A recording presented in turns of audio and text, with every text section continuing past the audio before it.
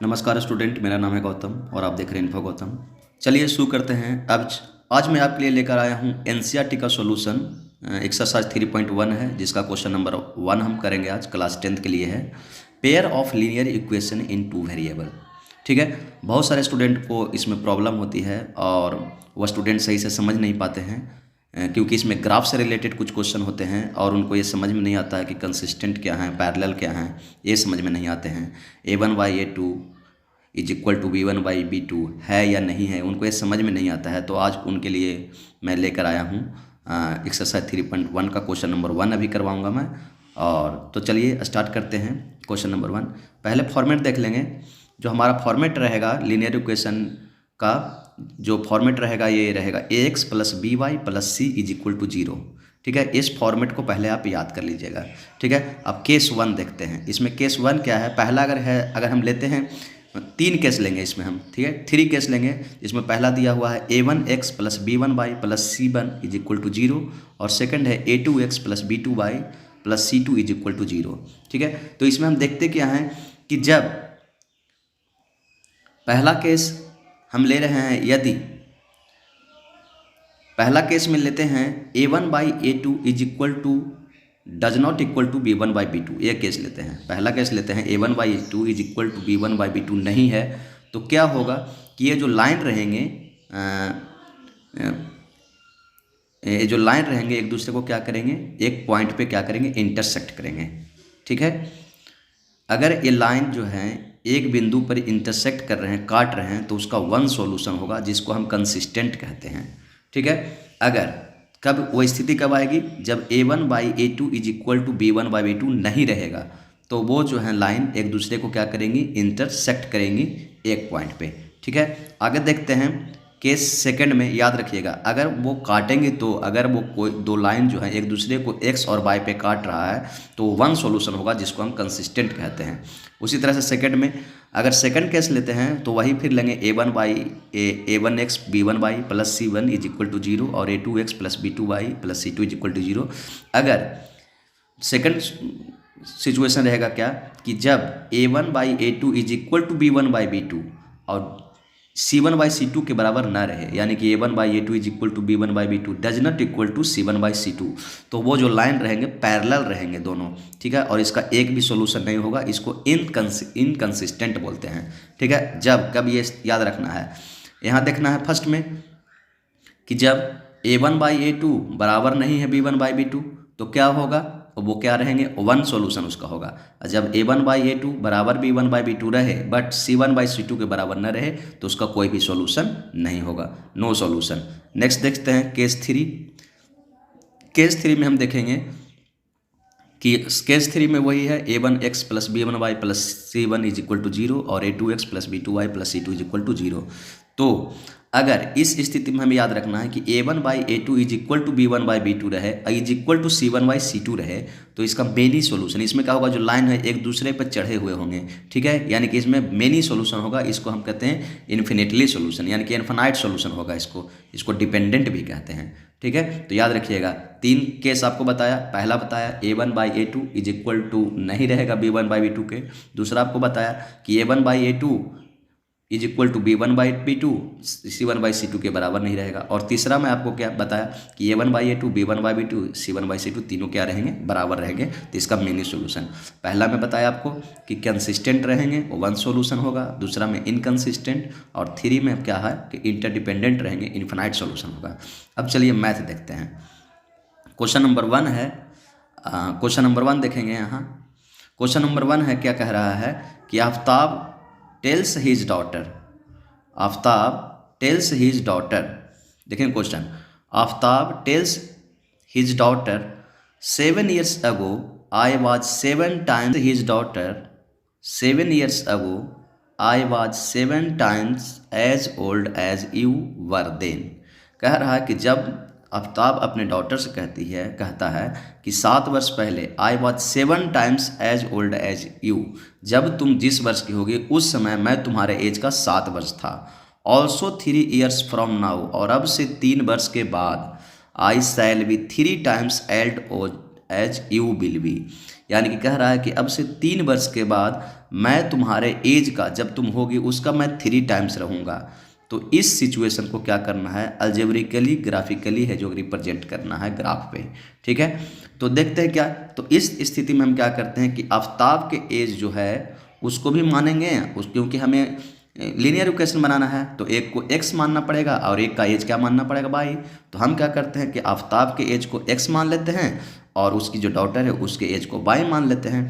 तो लिख लेते हैं कि let the present age of Aftab be x years. ठीक है, आफ्ताब के प्रेजेंट एज को x वर्ष मान लेते हैं और उसके बाद उसकी जो डॉटर है उसके प्रेजेंट एज को क्या मान लेते हैं, y मान लेते हैं। ठीक है, तो अब देखते हैं, कह रहा 7 वर्ष पहले। एक ही स्टूडेंट इस बात को ध्यान रखिएगा, अगर अगो आए या फ्रॉम देन आए, ठीक है, अगो आए या फ्रॉम देन आए या नाउ आए या तो आफ्टर आए। ठीक है, अगर अगो आए, ठीक है, या बिफोर आए तो हम क्या करते हैं, माइनस का साइन लगाते हैं। जैसे 7 ईयर्स बिफोर तो x माइनस 7 हो जाता है, या 7 ईयर्स अगो तो x माइनस 7। ठीक है, तो कह रहे हैं क्या, और आफ्टर कहेगा तो प्लस का साइन। ठीक है, तो 7 ईयर्स अगो आफ्ताब एज कितना हो जाएगा, x माइनस 7, और 7 ईयर्स अगो उसके डॉटर का एज कितना हो जाएगा, y माइनस 7। पहले इतना सिंपल हम ले लेते हैं, पहले हम 7 वर्ष पहले की बात कर लेते हैं। ठीक है, उसके बाद देखते क्या है। तो इसका सॉल्यूशन क्या कर, अब क्या कह रहा था यहाँ कि 7 years ago I was 7 times old as you. कह रहा है कि मैं तुम्हारे एज का 7 ईयर्स था। ठीक है ना, 7 गुना ज़्यादा रहूँगा।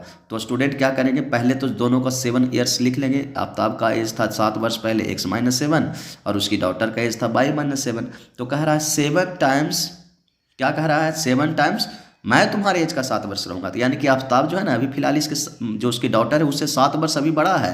ठीक है, तो हमारा इक्वेशन बैलेंस नहीं हुआ था, इसके कारण क्या करेंगे कि उसकी जो डॉटर एज था उसके एज को क्या करेंगे, 7 वर्ष के क्या करेंगे, 7 से गुना कर देंगे, क्योंकि इक्वेशन को बैलेंस करने के लिए। क्यों, क्योंकि x माइनस 7 तो पहले ही है, आफ्ताब जो है अपनी डॉटर से 7 गुना पहले ही बड़ा है। ठीक है ना, और उसकी डॉटर कितनी है, y माइनस 7 है। तो 7 से अगर मल्टीप्लाई कर देते हैं तो क्या हो जाएगा, आफ्ताब के एज के क्या हो जाएगा, बराबर हो जाएगा। तो अब यहाँ से देख लीजिए, यहाँ से मल्टीप्लाई कर लेंगे, x minus 7 is equal to क्या हो जाएगा, 7 बाई माइनस 49। यहाँ से मल्टीप्लाई कर लेंगे, ये 7 से बाई में और 7 से 7 में, तो x माइनस 7 आ जाएगा कितना, x माइनस 7 और आ जाएगा उसको 7 बाई माइनस 79। क्यों, कैसे, देखिए 7 में 7 से मल्टीप्लाई करेंगे तो 79 आ जाएगा, यानी कि x माइनस 7। अब यहाँ देखिए x माइनस 7 बाई को इधर लेके जाएंगे। ठीक है, तो x माइनस 7 बाई और माइनस 49 को इधर रहने दीजिए और माइनस 7 इधर जाएगा तो प्लस 7 आ जाएगा, यानी कि x माइनस 7 बाई बराबर क्या आ जाएगा, माइनस 42। ये इक्वेशन 1। ठीक है, अब इसको क्या करेंगे हम कि इसको ग्राफ पे x और y का वैल्यू निकालेंगे। x और y हमें पहला इक्वेशन लेके चलेंगे, x minus 7y is equal to minus 42। ठीक है, x और y का ले लेते हैं। ठीक है, अभी इसको यहाँ रहने देते हैं। अब दूसरा देख लेते हैं, इसी में भी और कह रहा था क्या, इसी में कह रहा था कि ऑल्सो 3 ईयर्स फ्रॉम नाउ, यानी कि अब से 3 वर्ष के बाद। तो 3 वर्ष के बाद क्या हो जाएगा, 3 वर्ष के बाद इसका एज क्या हो जाएगा, 3 वर्ष के बाद 3 वर्ष के बाद इसका एज क्या हो जाएगा, 3 वर्ष के बाद हो जाएगा आफ्ताब का एज x प्लस 3। देखिए यहाँ after 3 years from now Aftab का एज हो जाएगा x प्लस 3 और उसकी डॉटर का एज हो जाएगा y प्लस 3।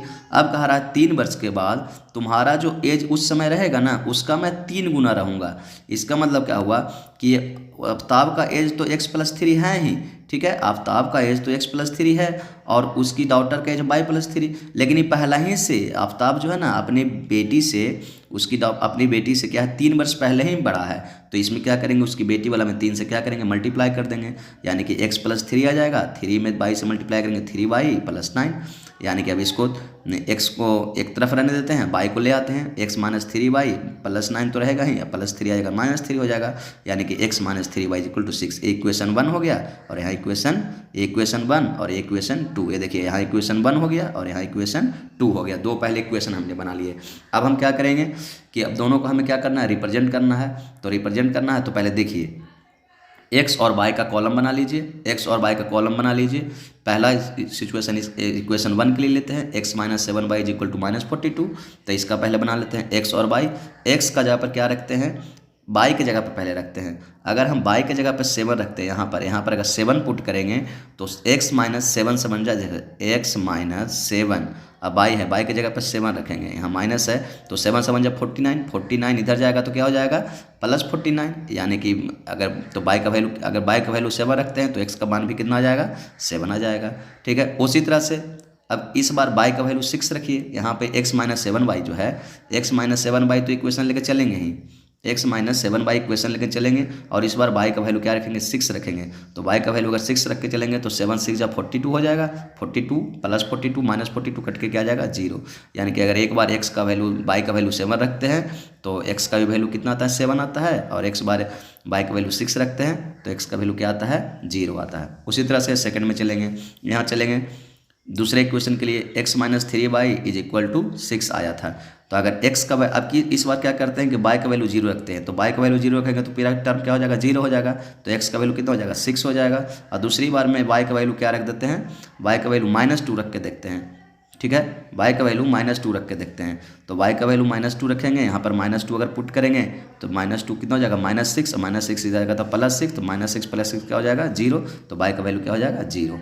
अब यहाँ देखते हैं ग्राफ पे, मैं पहले से ग्राफ बना लिया था, तो यहाँ देखते हैं ग्राफ, यहाँ पर देखिए अब क्या कह रहा है, पहले क्या है कि x का वैल्यू मैं रखा था कितना, y का वैल्यू 7 रखा था, y का वैल्यू 7 रखा, तो x का वैल्यू 7 आया।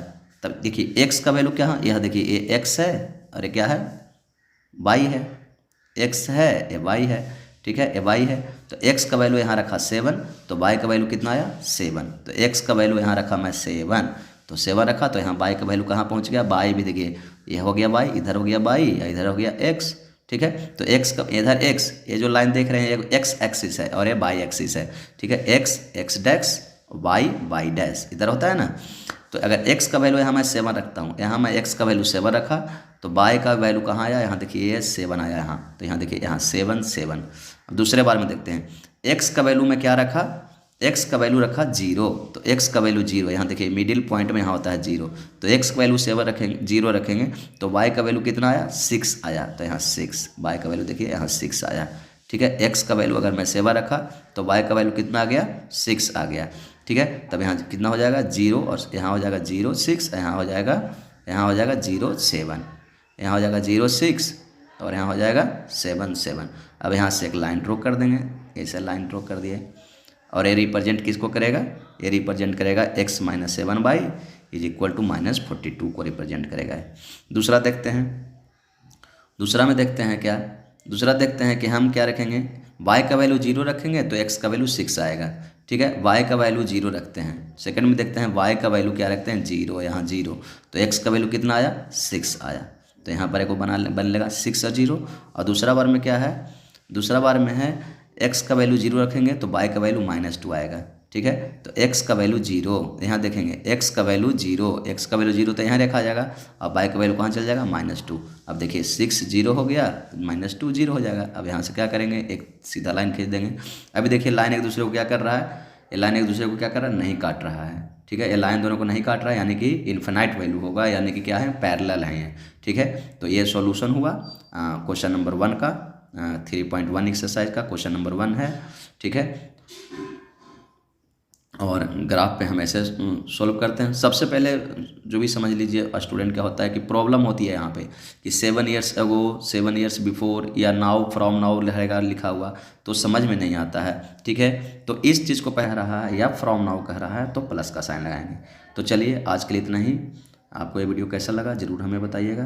तब तक के लिए थैंक यू, जय हिंद, वंदे मातरम, भारत माता की जय।